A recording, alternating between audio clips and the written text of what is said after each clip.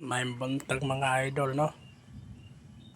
Mag kung ano punta ni mga idol kanina tong mixer nga naka-onboard diri mga idol. Nakaangay mga idol. Ato na siyang ipang disconnect mga idol kay di man ta makabalibad mga idol, no? Kung naay mo hangyo mga idol. Ato ning ihatag sana nanginanglan kay kita kuan man ta nga pagkatao garanti man ta mga idol.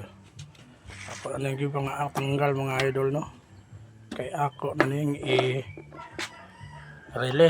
dito sa gusto mga idol. Na may gusto mga idol, nga mo palit mga idol. Ato na siyang ihatag mga idol. Okay, itong tangon ni iyang grounding mga idol.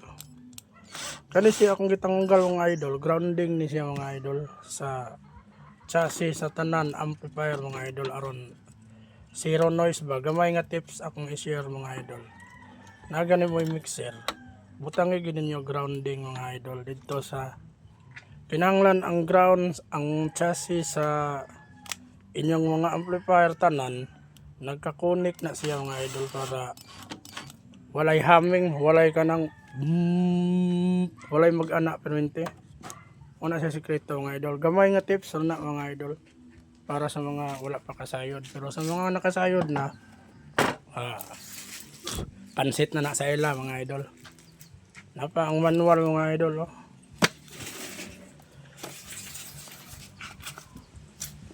Nara mga idol, manual sa mixer. Wala na ko'y mixer mga idol. Babay mixer. Ngita na po ko ani. Adto na po ko sa akong supplier mga idol. Mamalit na po ko ani. Wholesale ra ba jud mga idol. Di kakapalit og isa ra ka buok mga idol. Kay mahal. Makapalit kag isa mahal. Daghana na lang kay aron.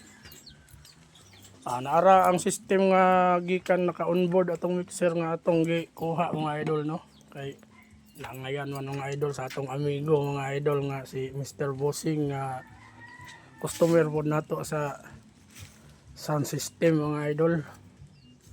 Anang ato ning ihatag sa iya mga idol aron malipay siya mga idol, no? Nara mga idol. Maura to og daghang salamat may buntag.